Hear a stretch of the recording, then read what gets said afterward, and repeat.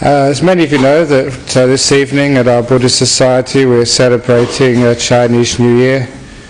It's very fortunate being a Buddhist because we celebrate 3 New Years every 12 months. Western New Year, now the Chinese New Year, and the South Asian New Year for the Thais, Sri Lankans, Cambodians. So, so by celebrating 3 New Years every 12 months, we should be 3 times as old as everybody else. Thereby having the benefit you can claim your pension from the Australian government at the age of 22. That'd be very nice to be able to do that. However, I don't think the Australian government understands such things. But nevertheless, it's nice to be able to celebrate all these wonderful different cultural festivities.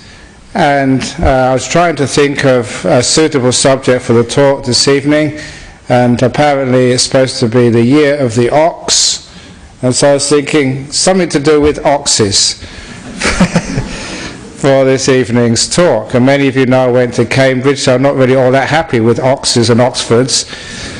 That's the enemy as far as I'm concerned. And oxes are always supposed to be stupid, which explains, the other university. But I did remember when I was a young Buddhist, I used to go to any Buddhist talk because in those days when I was growing up, it was so hard to get any Buddhist influence. So any monk or nun or anyone who was giving a talk on Buddhism I'd go to. So in those days I was very ecumenical. And in fact that I did go to Zen retreats, Mahayana retreats, Tibetan retreats, of course the Theravada retreats, any retreat. And even many of you come here, you don't really care what type of Buddhism it is. Sometimes we make distinctions between big vehicles and small vehicles. And we're supposed to be the small vehicle, which I really call these days the environmentally sensitive vehicle. It's cheaper on petrol, easy to find parking with small vehicles. But today, I remember just part of the so-called big vehicle, the Zen tradition, they had the 10 ox herding pictures. And that sort of came to mind. Why don't I give a talk this evening about the ox herding pictures? Which is, for those of you who don't know, this was like a pictorial way of explaining the meaning of life in pictures rather than in words. About the person's search for meaning and discovery of meaning, and what do you do next in the 10 ox herding pictures. But this is not going to be, as you might expect, the standard ox herding picture explanation. This will be, of course, Ajahn Brahm's about finding the ox and what you do with it afterwards. This is also important because every time I seem to come here, you talk about the nature of things and how to deal with the problems of life. And sometimes you wonder, what does a monk know about those problems? When people come and ask you about the problems at work, and of course I haven't got a job.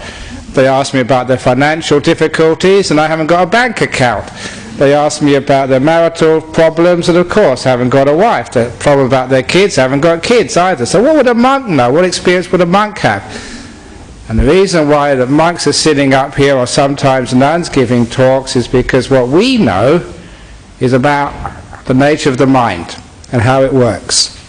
It is as if that we spend our life looking at this mind, searching for this mind, understanding this mind, realizing this mind, and understanding from that. You can actually understand all the solutions to the problems of human beings. And so sometimes you sit up here and you talk about certain types of problems. Like last week, talking about the importance of simplicity in life. What a wonderful thing it is. There's an economic downturn. Now you've got a good excuse and reason to downsize and be simple. It's much easier to go on a diet when you can't afford to eat out. And it's amazing when you haven't got so much money to spend, you don't have to spend so much time in the shops. So you have more time for yourself and for your family when you're in the mail all afternoon. And it also means that we can actually have this is just examples of simplicity. Means more peace, more fun, more freedom. Forgiveness, means we don't have to spend all the time eating ourselves up with anger and revenge about who did what to whom. These are like examples which I was saying last week about how to use our mind in a more wise and effective way. So we can actually talk about the symptoms of the problems in life, but this evening we go a bit more deeper into where we get all this wisdom from. I've often said here that my whole purpose of sitting up here and giving a talk is to try and get rid of you. In other words, to teach you enough about Buddhism, about Dharma, about the nature of things, so you know everything which needs to know. You don't have to come here ever again. And often I say I must be a terrible teacher because more and more people come every year. And it's usually the same old people keep coming back year after year after year. Either you must be really stupid or I must be a terrible teacher. Either way, if I was a school teacher and people had to keep on repeating the class year after year, especially some of you 20 years or more, then I get the sack, incompetent teacher. But nevertheless, the whole idea is not to be some sort of priest, which means I've got the power and I'm not going to share it with you. You have to come through me. That's not what Buddhism is. Buddhism is actually empowering you. Everything which I know to give to you, every ability which I have to show you how to do the same. So nothing is held back, everything is shared. And that way that you too can understand just how the mind works and be free of all these difficult problems in life. Because we know we experience things in life, and there can be some wonderful, pleasant experiences, but there can also be some very, very painful experiences in life which are very hard to bear. We feel. And what we feel, we react to, we think about. And if we can react and think about our feelings and our experiences in an accurate and a skillful way, we don't get into these terrible holes of depression and anxiety and anger and guilt and grief, which can really be so cruel to a human being. Certainly, I know, and I'm sure many of you appreciate this, there's physical pain which we have to deal with in life. But no matter how agonizing and cruel that physical pain is, it's nowhere near as devastating as like the mental turmoil which people have to experience from time to time. Physical pain and suffering can be sort of dealt with. You know it's going to pass. Sometimes there's medicines you can take this, whether it's a Panadol or even extreme medicines such as morphine or whatever, but you can deal with physical pain. It's a mental, emotional turmoil and pain and difficulty. That is the one which hurts the most. And I know my experience dealing with the community for so many years. People go crazy or sometimes commit suicide, not because of physical pain, but because of emotional pain. And it's that emotional pain, the way we react and deal with the difficulties of life, which is why people actually come here. This is actually learning about this is the most important thing to learn about in life, to understand how your mind works so that you can have some freedom, at least some understanding of how mental pain arises and how we can avoid it so we don't have to suffer so much inside of ourselves. It's such an important thing to understand this, because you can be walking past a person in the street, they look healthy, they're well, they're rich, they look good. The next minute you know they've killed themselves. And how many times maybe because it's my position doing funerals and talking to people, but how many times people have told me that someone committed suicide, they never thought it was going to happen, they didn't know anything was wrong with them. They looked so good, they had so much going for them in life. And it's because on the outside they look healthy, they look well, but it's the mental stuff going on inside which you can't see, which no one knows about. Physical pain, you can get compassion because people can see you're hurting. The mental pain, they can't see it. It's very hard to give empathy for something which you can't visually see or touch. So it's the mental mental difficulties of life which are the most important. So if we want to do something with the mental difficulties of life, we have to understand what this mind actually is. And this is actually part of those ox herding pictures, to find out about this mind. They say the first picture is actually to seek out the ox, and they use the ox as a symbol for your mind. It gets a bit more complicated afterwards, but it's a very good symbol for the mind, an ox, because it's big and it's stubborn and very stupid sometimes. I'm sure that's, we all know, understand that. Some of the stupid things which I've done in my life, and some of the silly ideas which we have, and just really wrecks our happiness. So seeking the ox, our mind, and then actually finding some trace of that ox is picture number 2, and then glimpsing it, and then actually capturing it is number 4. So the first journeys of the ox herding pictures, actually seeking out your mind exactly what it is and finding out what it is. Because once you know what this mind is, then you can actually do something with it. You can train it and tame it, which is number 5 and 6 of the ox herding pictures. So a lot of people, they want to sort of try and train and tame their mind. And there's a bit of a nuance here, a bit of difficulty here, which you probably find. But first of all, you've got to know what you're trying to train first of all. What is this mind? To understand what this mind is, I like to give like a simile of like a garden. Why do we call something a garden? You call it a garden because certain things are seen in the garden. The trees, the flowers, the ornaments, the lawn. That's what you call a garden. A garden is defined by what it contains. If it's called something a garden and you just got sort of shops and you've got sort of food stores, that's not a garden, that's a mow. A garden is defined by what it contains. In the same way, you can very well understand a mind. What is a mind? You define a mind by what it contains. What's actually the landmarks, the objects of the mind. You've got the things like thinking. You've got the happiness and suffering, and you've obviously got the emotions of the mind, the joy, the love, the fear, the anxiety. These are all the objects which actually define what the mind actually is. You know what a mind is by the objects which live in it. In the same way, you know it's a garden because of the flowers, the borders, the trees, the grass, because that's how you know what a garden is. So can I get some understanding of what a mind is by what it contains? Where is the mind?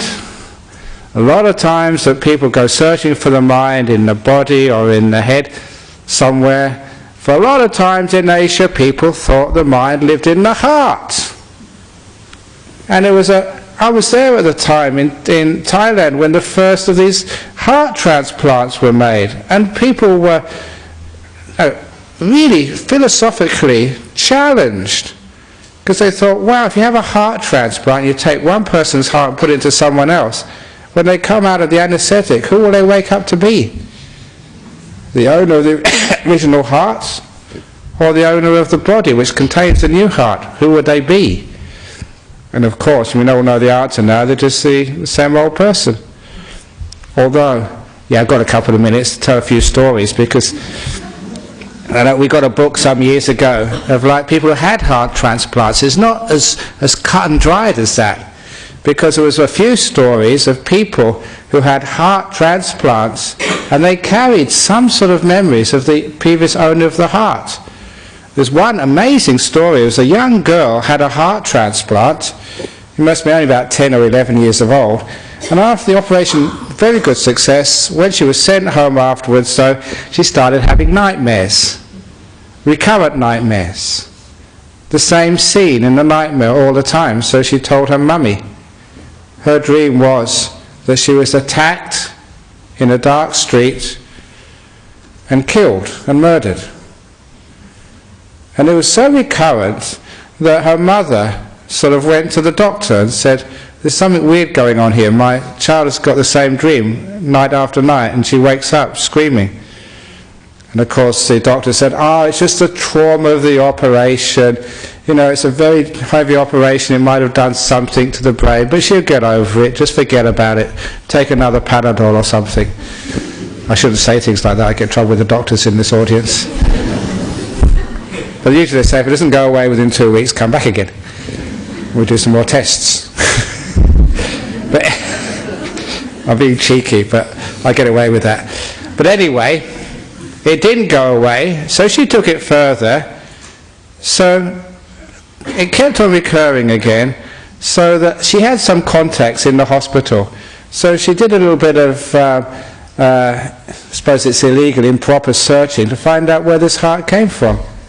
And she found out that the heart had actually come from a prostitute who'd been killed and murdered. And when she heard that, she went to the police station and told the whole story. This is a dream of my daughter. I just found out the heart came from a murdered person. Does her memory in dream match any of the situation, any of the circumstances of the murder? And the police people, they investigated the situation where the original owner of the heart was killed. It matched. And the information they got from this girl after, she had a heart transplant, the information she got from her dreams was enough for the police to identify a suspect, question him, and he confessed. They caught him. Very weird and strange thing. There was enough memories left in that heart to find the killer of the old heart. It's weird and strange. But the one which really made me laugh the most was an elderly woman, maybe in her late 50s. She had a heart transplant.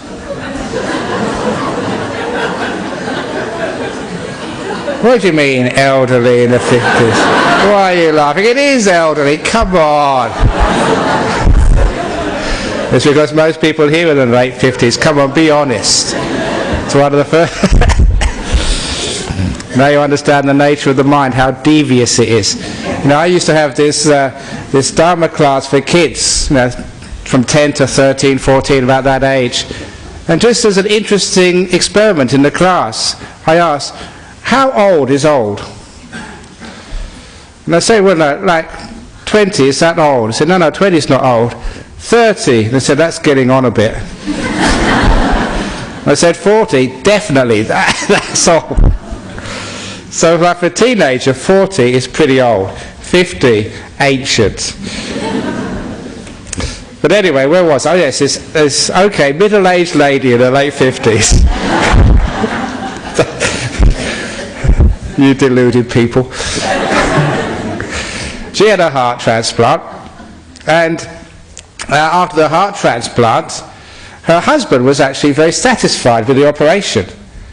Because, I don't know why this happened, but she also got the heart of a prostitute who was killed.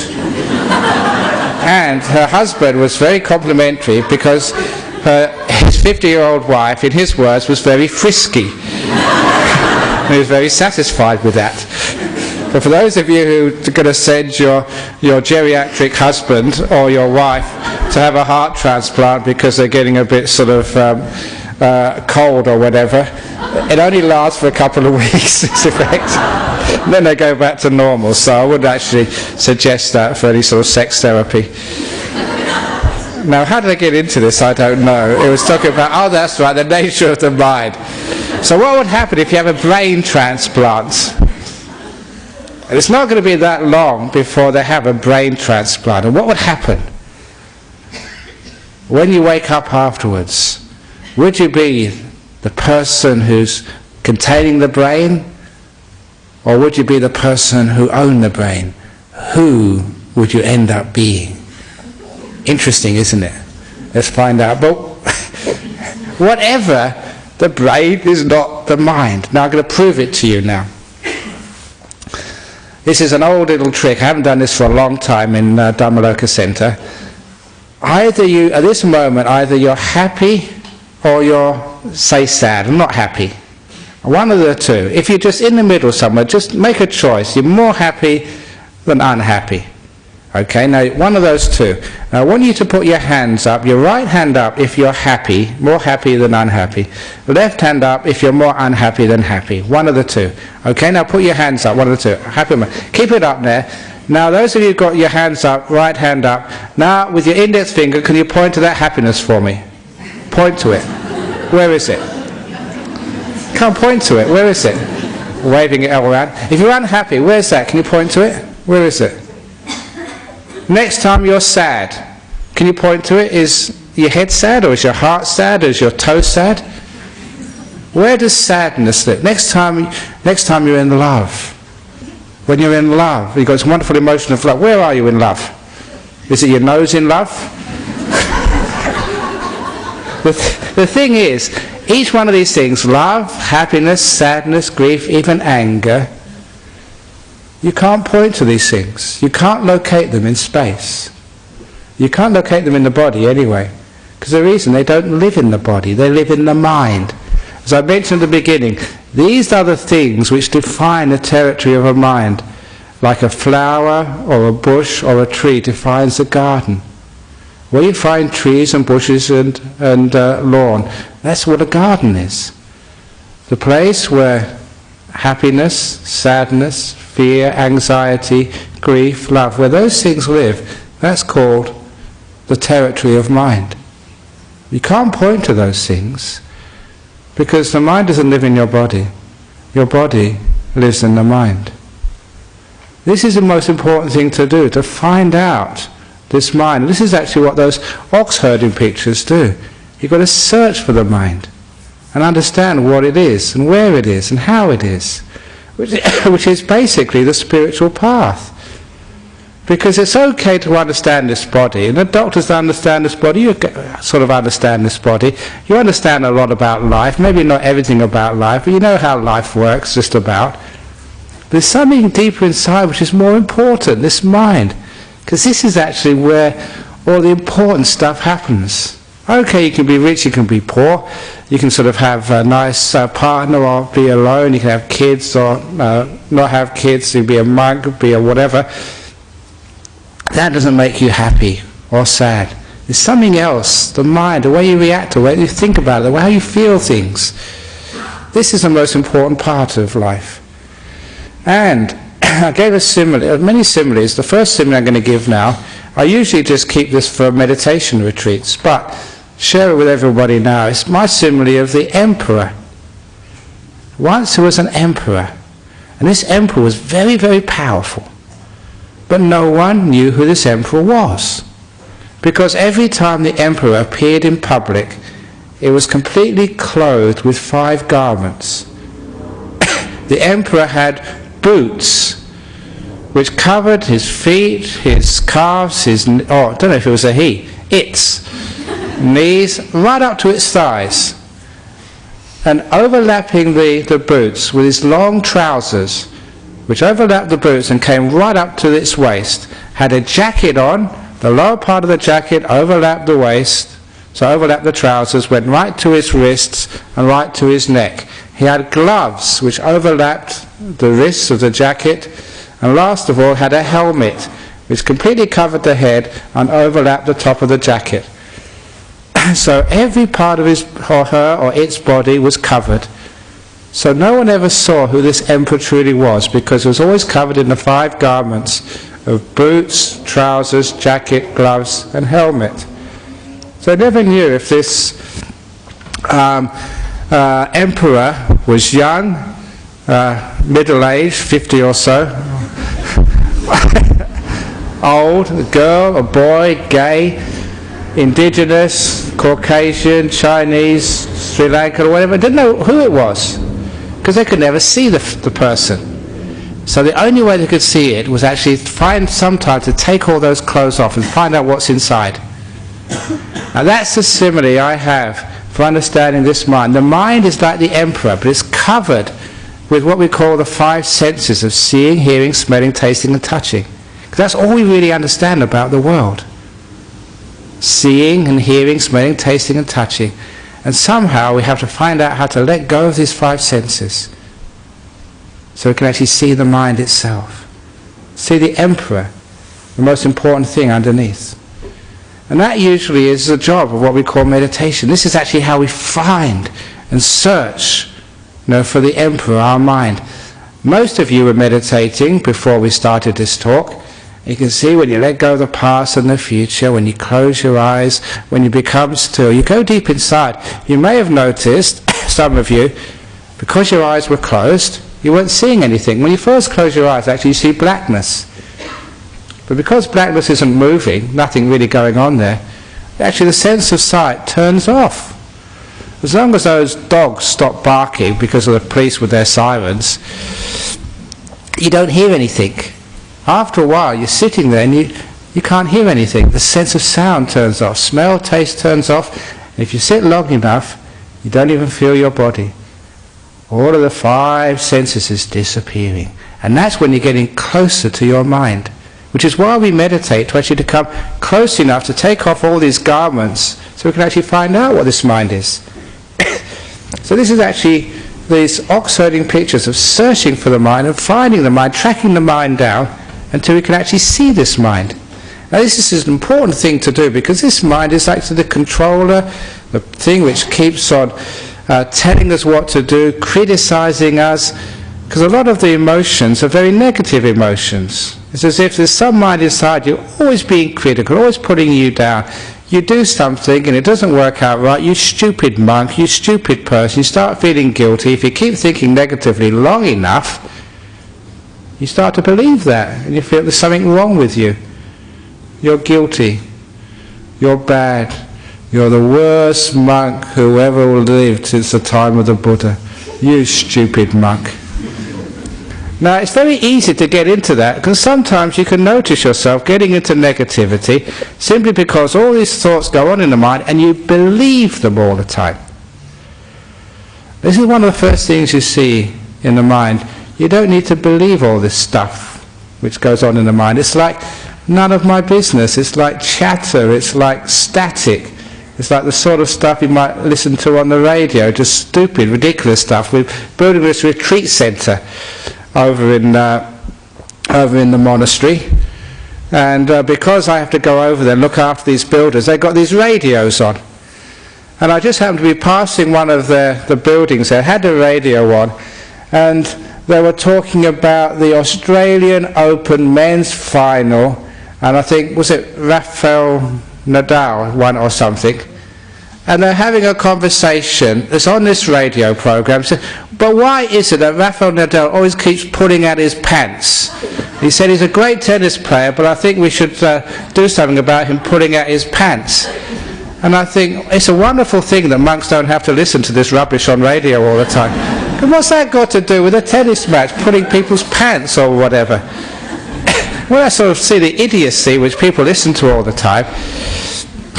You can understand just how much chatter goes on which is completely worthless.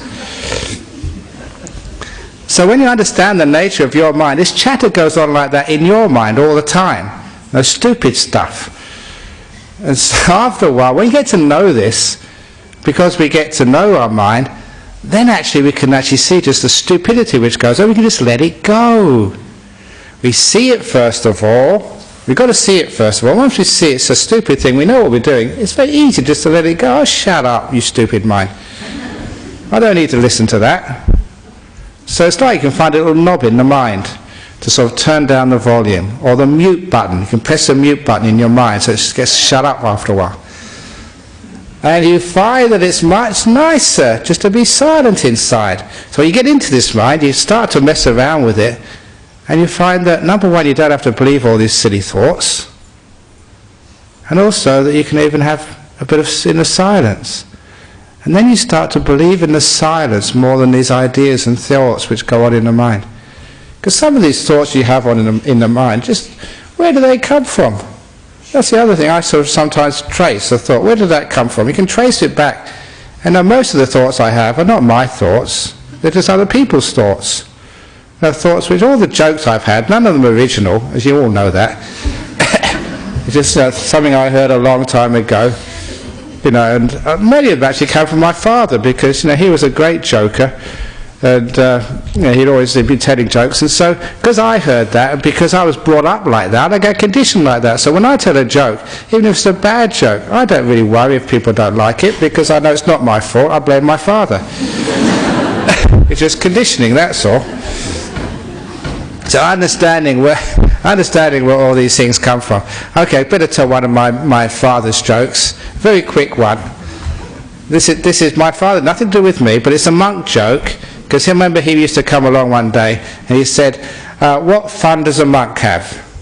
What fun does a monk have? The answer is none. No, nothing to do with me. That my father said that joke. I think you can get that. No, none, N-O-N-E or N-U-N. That's not true. We're very good monks and very good nuns in this Buddhist society. But nevertheless, that was one of my father's jokes. And the reason I said that, because I heard it from him, I thought it was funny, so it gets in your head. So all these little things which should come up, doesn't belong to you. It's a wonderful thing to know in the mind. That all of these things, they just have their cause and effects, they're just passing through you. If you understand your mind like this is actually how we learn how not so much to train the mind, because when you first start meditating, many people actually try and train the mind, make it different, as if you can sort of control this thing. You know, one of the nice things about Buddhism, at the very beginning, it wasn't a control-freak religion. It was like a compassionate, let things be kind, be gentle. We never had these hierarchies or instruments of controlling people. That's one of the nice things I learned about Buddhism. You can do whatever you like here, just about, within reason of course, but you never get excommunicated, you never get banned. I don't think have you ever banned anybody from coming in here? So it's nice, sort of gentle, accepting and embracing sort of religion. So it wasn't any of this sort of controlling, especially not through fear. I never say any time here that those people who don't join up our Buddhist society, or those people who don't volunteer for the committee, because we need 3 new places for the committee next year. It's an amazing thing to do. It's very, very good karma.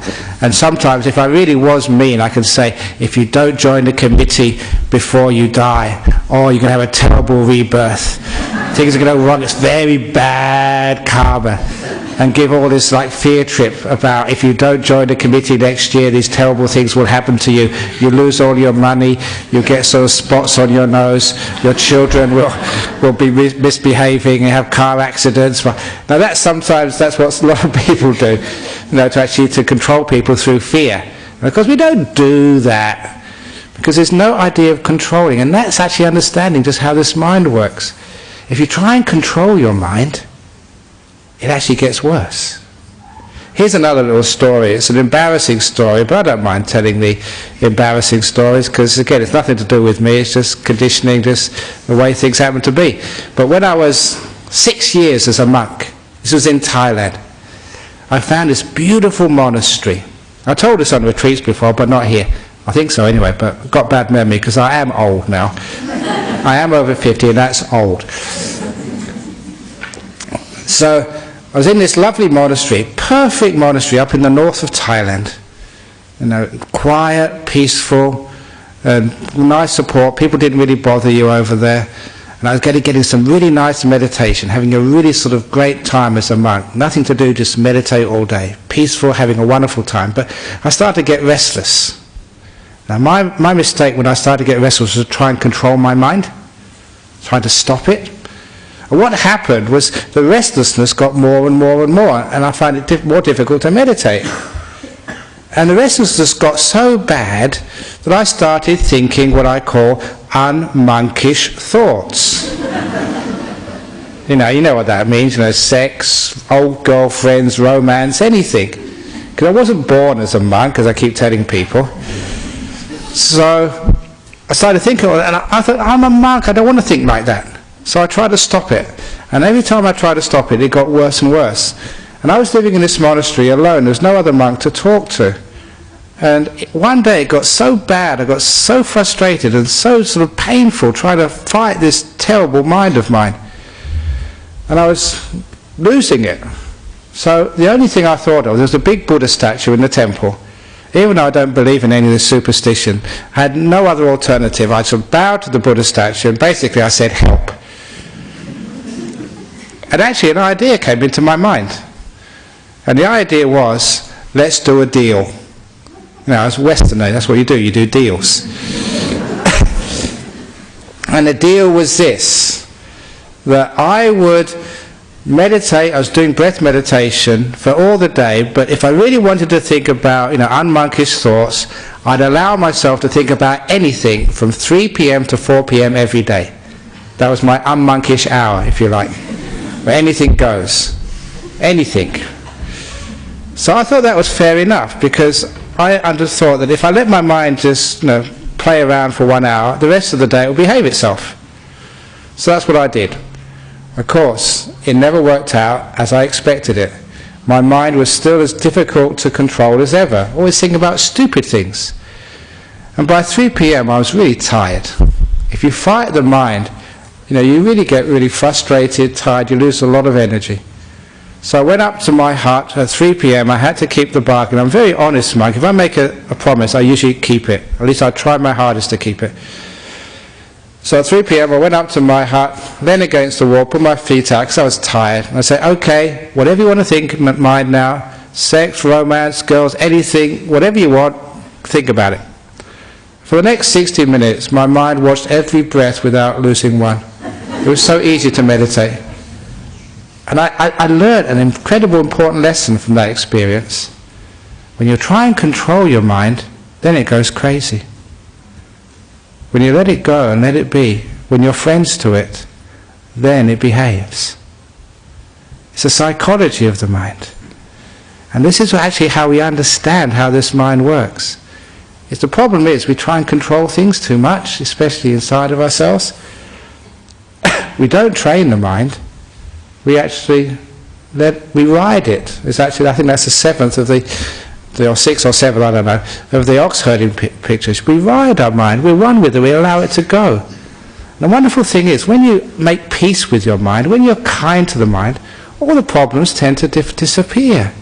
Which is why so often when people come with problems, you say, well, just allow that problem to be. And just on last Tuesday night I gave a talk at Armadale Group talking about depression, because somebody asked that question. So one of the great things to do with depression is milk it for all it's worth. Because you get many benefits when you're depressed. You don't have to go to work in the morning, so sleep in. Isn't it wonderful? All the rest of the house are going out to work and rushing around getting dressed and getting their breakfast. And you can sleep in and have a nice time because you're depressed. And you get a lot of sympathy from other people because, you're depressed, poor thing, never mind. Enjoy it as much as you can. Now, of course, what I was saying there was actually counterintuitive because we were fighting depression. We don't want to be depressed. I hate being depressed. Seeing the benefits in these things, the positive side of these things. This is not the full story, so don't go criticizing. Someone was being depressed. This was not just the whole answer, not even a fraction of the answer. There's many more things you should do. So this was just, don't take it out of context, please. But one thing which it is doing is saying, whenever you get any problem in life, instead of just rejecting it out of hand, maybe sort of seeing some positive part of it. And maybe when you see some positive part about the situations in life which other times would be intolerable, so seeing the positive, maybe you can just accept it a little bit and let it be. Because a wonderful thing happens when you stop fighting things, and even when you stop fighting depression. When you don't fight it, when you embrace it, it tends to weaken and loosen and disappear. Because as a meditator, I know my mind, how the mind works. Depression, one of the understandings of depression, it's the low energy mind. Got so little energy that what you taste, bland. See bright colours, you can't see them, they're just washed out. Everything is like dulled, because the energy, mind hasn't got any energy. And I know the nature of the mind, how it works, is when you fight, when you do things, when you fight, you try and control, you waste energy. All the energy of the mind, the little energy you've got, you're wasting it, fighting it. Instead of actually wasting energy, you've got to conserve energy if you're depressed. Conserve it by not fighting, being still, being kind, embracing, just letting things be. Because, as my master said, Ajahn Chah, and the Buddha said this, and I know this personal experience thousands of times, if you want to have an energy in your mind, be still. Don't do anything. And the energy starts to build up. That's why in meditation we tell people, don't control the mind, don't fight the mind, just be still, as peaceful as you possibly can, and energy starts to rise in your mind. You get beautiful mental energy. I know that so well. It's very easy to understand how meditation can overcome low energy states like depression. And even anger comes from low energy states as well, because sometimes we're grumpy. Sometimes you have to do so much in life, and people are never sort of appreciative of you, and you work so hard, and you're just doing so much more than you're supposed to do for other people, and after a while they don't appreciate you, and you work so hard, and life is so unfair, and why me, and and from that, the next person, just one more thing, and that's it, I'm going to give it to you. This is what happens. You're so tired and so sort of worn out, so battered and bruised by struggling in life. The next person who says anything, you shout at them, you get angry at them. So much anger is just the result of a very tired, worn out, brittle mind. And so when you actually get some energy inside of your mind, it's very easy, you just don't get angry anymore. Why get angry? You call me a pig, I just go oink oink. Or whatever else you want to call me. So when you've got lots of energy, it's very impossible to make angry. This is actually why sometimes we test out monks who think they're enlightened or got good meditation by deliberately trying to get them angry. And this is just one of the tricks of the trade, in a monk just trying to say, you think you're someone as fat as you can be sort of enlightened. Just testing him out, you see. Did he get angry, upset? No. So he's okay. Because if you're having a good time, but nothing can get you angry. You may have noticed that when you're low energy, you're sick, or had a hard day at work, anything can sort of set you off. Can't you notice the connection there? So when you understand how this mind works, you can understand how to regenerate your energies. So you're not a person who gets angry at life, you don't get negative at life. And all these other negative emotions, which also come from like a weak, worn out mind, like grief. It's the last thing I want. The person I love the most, they're gone. But if you've got a lot of strength inside you, a lot of energy and happiness in life, just one person, there's so many other people in life. So you don't need to worry about one person. I actually made this joke today of a terrible monk that was just going to a house for the Dharma, and one person had a cancer, telling me how expensive their treatment was. $10,000 or something to get some treatment. And I told them, come on, be sort of reasonable. A coffin costs much less than $10,000. I've got a very morbid sense of humour as a monk. So they took it well, they thought it was funny. Thank goodness, otherwise they would complain. But anyway, they complain, I don't care. Well, I do care, but I just in one ear out the other. Because it's nothing to do with me, just the way I was brought up.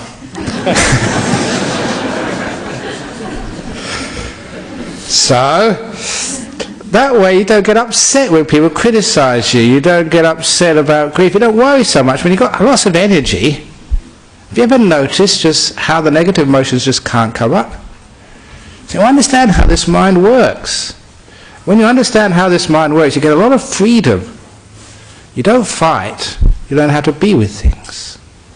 Embrace things. Let things be. Basically, love things. When you understand the nature of the mind, you understand this really deepest of truths. What love is. One of the most important emotions, I always say peace is much higher than love, but let's get to that later on. One of the most important emotions, the one which people really sort of respect as a spiritual thing, is love.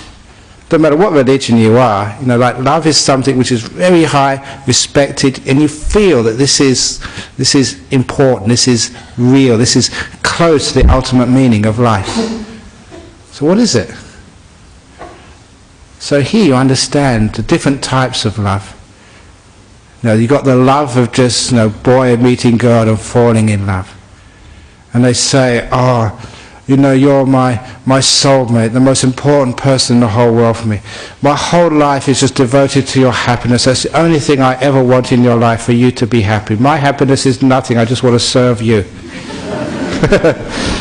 Doesn't last long, does it? Now that's like the romantic love. But then actually you do get the selfless love. And that's like, even the Buddha called his simile for selfless love, like a mother loves her child. Now the mother will do anything for its child, even sometimes sacrifice herself for her child. And if not just human beings, you see like the whales, these terrible Japanese whalers who actually go after the calf because they know the mother would come afterwards to protect, even though the mother's going to sacrifice her life, do anything for a child. And that's actually how selfless, that's a selfless love. You really do just not think of yourself, think of the other person. And I've got this wonderful test. If you think that your love to your partner, is it romantic love or is it selfless love? In your partnership, in your relationship, is it really about you or is it really about them? This is the acid test. Imagine your partner, they're not here this evening, they're at home. So you just come here by yourself, and this is the person whose happiness is most important to you. And you go home and you find a little note on the door of your house or apartment from your partner telling you they've run away with your best friend to Broome for a dirty weekend. That's what we used to say in the old days. How would you feel if that was your partner? You say free. How would you feel? That's your partner. You devoted your life to, and they've done that to you. They've run away with your best friend to a nice sort of weekend together in some sort of love shack in Broome. How would you feel?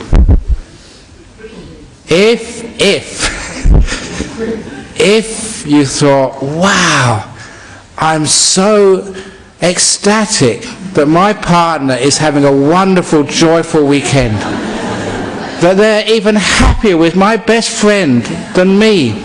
Of course, because their happiness is the most important thing in the world for me. I'm just so overjoyed they're having a happy weekend. Could you do that? No. So it's not selfless love, is it? Be honest about it. But real love is a selfless love. You just want other people to be happy and well. You're not controlling. It's not what I want. It's actually what I can give. How I can serve, how I can help. Not what I need. Now that type of love is an amazing sort of love. It's like a letting go love. It's not about me. About all of us. So I'm just one person, but not the most important. That type of love is where you start to disappear. No, really, you do disappear. It's not what you want anymore. And that type of love, again, doesn't control. Those of you who are in relationships which are very controlling, it's very difficult. And it's not fun, it's not pure, there's something very lacking there, as you all know. Because control is actually the opposite of love. Control is, I just don't trust you, so I'm going to make sure I'm going to put the CCTV camera, I'm going to get a PI following you to work. Of course, that's not love, that's not trust, that's actually controlling. And you know that there's something wrong with the relationship there when that sort of thing happens. But, actually, one of the most amazing, we were talking about this a few days ago, because actually one of our monks, he did a stress test and his heart stopped for a minute. So he has got a problem with his valve. And as soon as I found out, we were all asking him, did you have an out-of-the-body experience? Yeah, it was so disappointing. He never had any out-of-the-body experience at all. So we're talking about out-of-the-body experiences, and there's one of the members here, a long time ago, and he could actually leave his body, because he was like a meditator for a long time back, and he could actually leave his body at will. And he was an air conditioning engineer. He got a contract up in Darwin for about 2 or 3 weeks, and his wife lived here in Perth. So he'd actually, when he was up in Darwin, after work, he would actually leave his body, astral travel to Perth to check up on his wife. That's really a control freak. The amazing thing was, though, his wife, because I knew his wife and talked to her, and she said, she could feel him when he was around. He wasn't playing around. He'd actually come to Perth, and he'd say, whatever his name was, get back to Darwin. Look, I'm a good wife. Don't have to worry about me. But that's, some husbands are like that. If they could, they would. Most people can't, so you're okay. But anyhow, that's not what real love is. So when you actually understand the mind, you understand actually what the purest and most beautiful love is. To accept a person no matter who they are, what they do. We call it the unconditional love. The door of my heart is open to you, no matter who you are, no matter what you do. Now that's a beautiful love. Asks no questions, demands nothing, complete free and letting go. The door of my heart is open to you, no matter what you ever do. And actually that was taught to me by my father. He didn't just tell jokes. Some of the stuff he did was just amazing. And that taught me what love really meant. Now you can see here, this is something very deep, the nature of your mind. When you can do that, not just to people, you do it to yourself, obviously. In other words, actually, this is a big thing, a deep thing. The time of your life, and it has to happen to each one of you sooner or later, sooner much better. Sit down by yourself. You say that to yourself with meaning. Whoever I am, especially whatever I've done in life, because we're not saints, we've all done stupid things, hurtful things sometimes. Whoever I am, whatever I've done, the door of my own heart is open to me, unconditionally. Come in. It's a beautiful feeling. It's as if this part of you which has been outside, the part which you're not very proud of, the part which, you'd rather not anyone see. And it's like you open the door and you allow that part of you to come in. You're not that bad after all. You allow it in. And there's a huge amount of peace and a sense of oneness and unity, not a divided self between the good part of yourself and the part you'd rather forget about. The door of my heart is open to me completely. But then you go further than that, to life. The cancers, the economic downturn, the disappointments, the stupid jokes you hear every Friday night. The door of my heart is open to everything. Now that's when you're really getting to understand about what this mind is and how it works. You're not sort of training the mind, you're riding, you're understanding it, you're loving the mind. When you actually love this mind, this is when certain things disappear. They say the ox disappears next, just leaving you. And that ox, what's really disappearing is this control, this stubbornness of you. This huge thing which causes all the problems. The ox in your mind.